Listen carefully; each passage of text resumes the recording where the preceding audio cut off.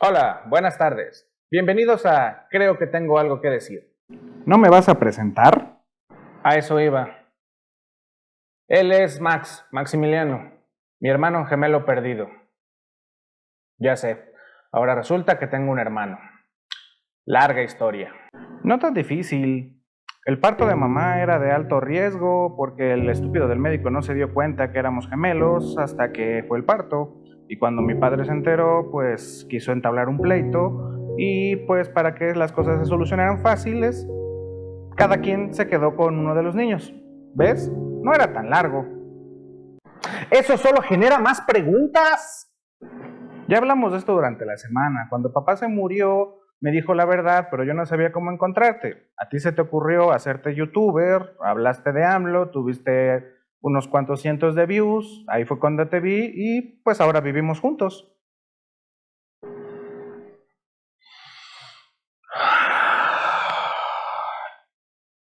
Todo esto parece un burdo cliché hollywoodense. Ven, gente, por esta razón es importante que tuviéramos un ingreso básico universal e incondicionado. Si existiera, no tendría por qué soportar a este pesado. Pero bueno, para fortuna de nuestro canal y nuestra temática, esta semana el Coneval, una institución a la cual ya nos hemos encontrado por aquí, salió a publicar su estudio de medición de la pobreza 2022. Y ni tardo ni perezoso, López Obrador salió a colgarse la medalla en medios diciendo que la pobreza sí se había reducido y que las políticas que había implementado la Cuarta Transformación en realidad funcionan.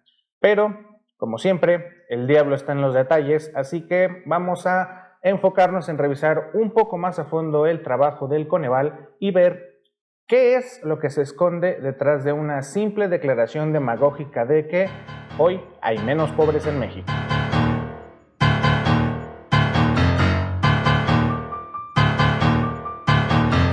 Decir que ha habido un retroceso histórico de la pobreza es muy bueno para los titulares, pero la realidad es mucho más compleja.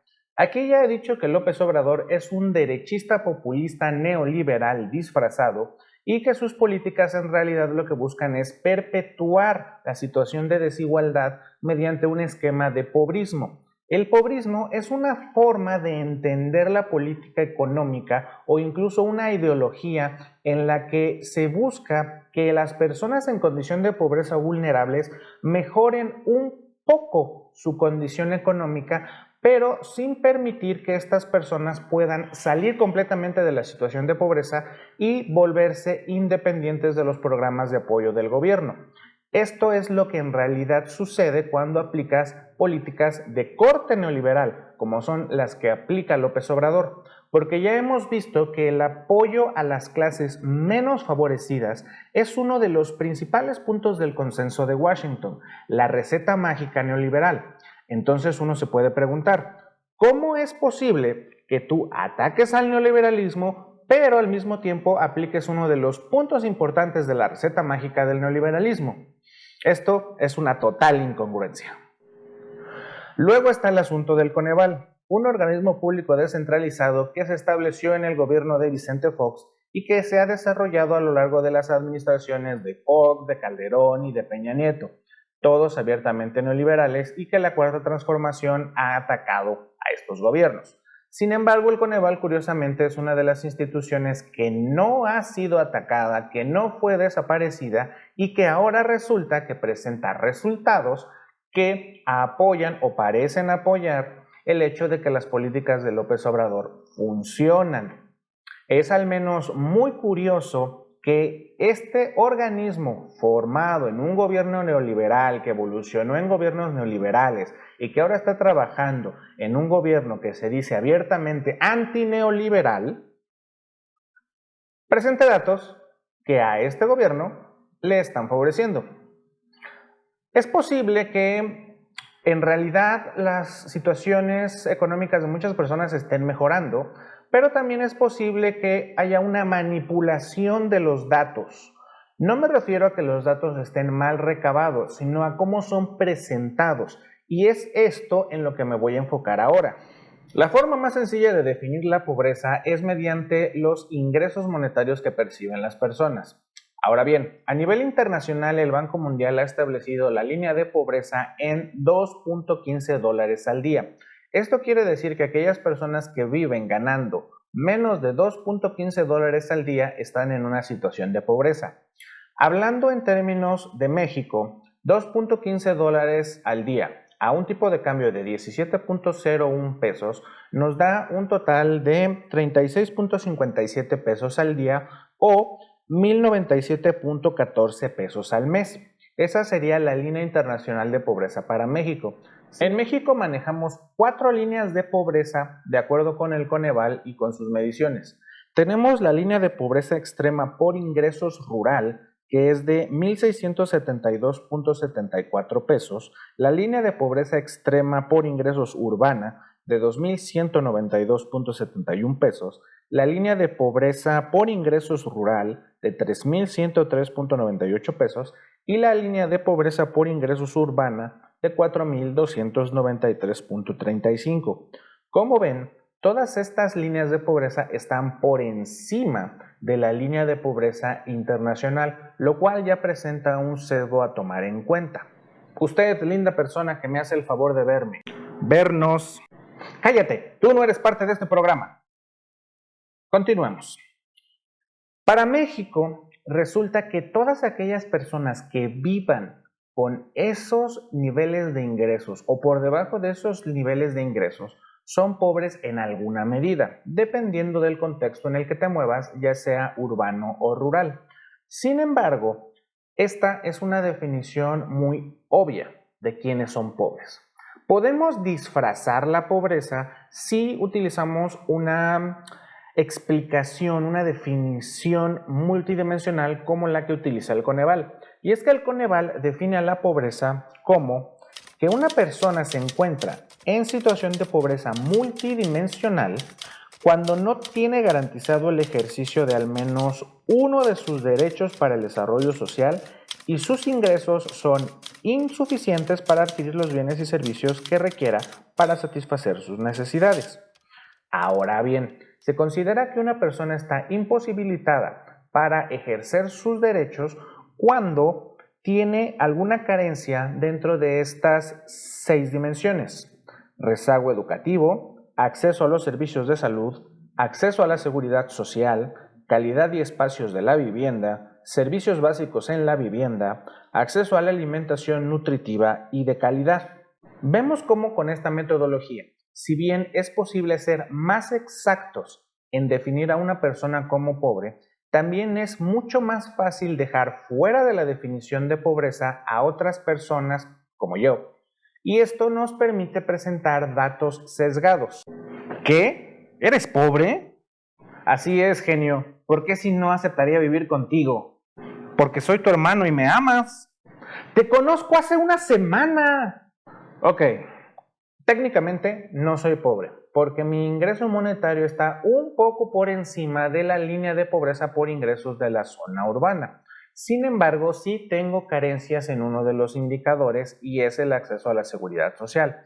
Como podemos ver, este tipo de mediciones multidimensionales permite que algunas características hagan que ciertas personas que podrían ser consideradas pobres ya no sean consideradas como pobres y los datos que se presenten sean deficientes.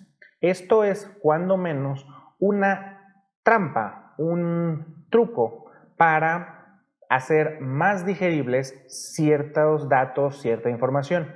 Pero bueno, vamos a revisar un poco más de los datos.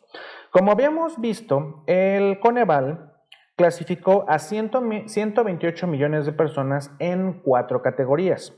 Población en situación de pobreza, que tiene 2 subcategorías, que son población en situación de pobreza moderada y población en situación de pobreza extrema. Luego tenemos población vulnerable por carencias sociales, población vulnerable por ingresos y población no pobre y no vulnerable. Aquí vamos a ver los datos que se están presentando. En el año 2020 al 2022, la población en situación de pobreza sí se redujo, pasó de 55.7 millones a 46.8 y la población en situación de pobreza moderada pasó de 44.9 a 37.7 millones y la población en situación de pobreza extrema pasó de 10.8 a 9.1 millones. Sin embargo, la población vulnerable por carencias sociales pasó de 30 a 37.9 millones. La población vulnerable por ingresos, en este caso creo que podría ser yo, pasó de 11.2 millones a 9.3 millones. Y lo más interesante, gente, la población no pobre y no vulnerable pasó de 29.8 a 34.9 millones. De 128 millones, únicamente 34.9 no tienen situaciones de pobreza o vulnerabilidad.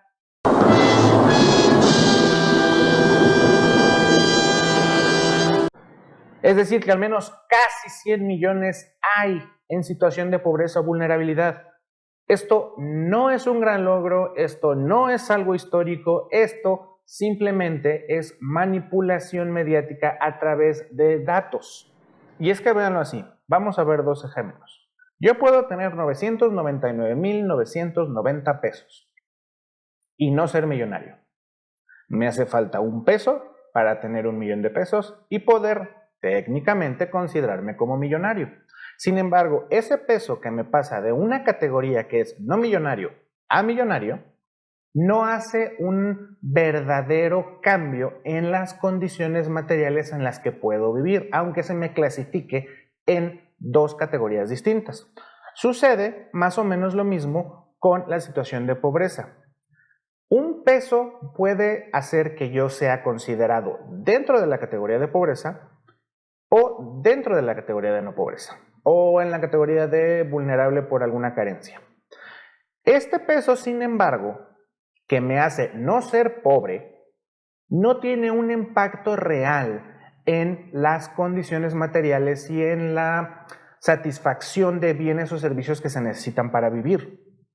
Sí es posible que para las estadísticas haya un pobre menos o 8.9 millones de pobres menos. Sin embargo, las características de cómo viven esas personas, la forma en que satisfacen sus necesidades, puede no variar significativamente. Considera lo que acabo de decir a la luz de estos datos. De acuerdo con el Coneval, en el mismo informe, en el rubro de bienestar económico, nos dice que la población con ingreso inferior a la línea de pobreza extrema por ingresos es de 15.5 millones, mientras que la población con ingreso inferior a la línea de pobreza por ingresos es de 56.1 millones. En conjunto, suman 71.6 millones de personas. ¿Ha habido una mejora? Sí. ¿Esa mejora es significativa más allá de las estadísticas? No está claro. ¿México sigue siendo un país de pobres? Sin lugar a dudas. Y es que si separamos a las personas en solo dos categorías, tenemos una población vulnerable o pobre de 94 millones y una población pobre y no vulnerable de 34.9 millones, como hace un momento les comenté. Ahora, ¿ha habido una mejora estadística? Sí, pasamos de 96.9 millones de personas pobres y vulnerables a 94 millones y de 28.8 millones de personas no pobres y vulnerables a 34.9 millones. Espera un momento. Si ha habido una mejora, ¿por qué en este video sigues con tu postura anti-López Obrador? Porque mi postura anti-López Obradorista es sistémica. Si reclasificas a 1 o a 8.9 millones de personas de pobres a no pobres o de pobres a vulnerables, esto no quiere decir que en realidad sus condiciones de vida hayan mejorado. Únicamente a través de la mejora de las condiciones de vida y del paquete de bienes y servicios que obtiene del Estado, podemos decir si las personas han salido o no de la pobreza. Lo demás es mera semántica, es mero discurso, es mera retórica. Puede sonar bonito, sí, pero en realidad no está habiendo un cambio de fondo y eso es lo importante. Una política de izquierda, como puede ser el ingreso básico universal del que hablamos en el video anterior, en realidad permitiría sacar a todas las personas de la situación de pobreza o de vulnerabilidad. Sin embargo, los programas del tipo de López Obrador, que son solamente dádivas, que permiten reclasificar personas de una categoría a otra sin mejorar sustancialmente sus condiciones de vida, lo único que hacen es perpetuar esta situación de desigualdad económica y de pobreza en lo que ya mencioné hace rato, que es el pobrismo. Desafortunadamente, la cantidad y la frecuencia de los programas de apoyo de López Obrador son más una dádiva política con fines electoreros que un verdadero intento por sacar a las personas de la pobreza. Desafortunadamente, esa es la realidad de la Cuarta Transformación, del Coneval y del informe que nos acaban de presentar. Sin embargo, como siempre, sea usted juez de lo que acabo de decir. Y pues bueno, a los que llegaron hasta aquí, muchas gracias, de verdad lo aprecio. Si este video fue de su agrado, por favor, dejen su like, hagan algún comentario, suscríbanse al canal o compartan este video para que cada vez más personas podamos pensar de manera crítica. Y recuerden, carpe diem, quam minimum credula postero. Hasta la próxima. Vaya, ahora sí va a ser.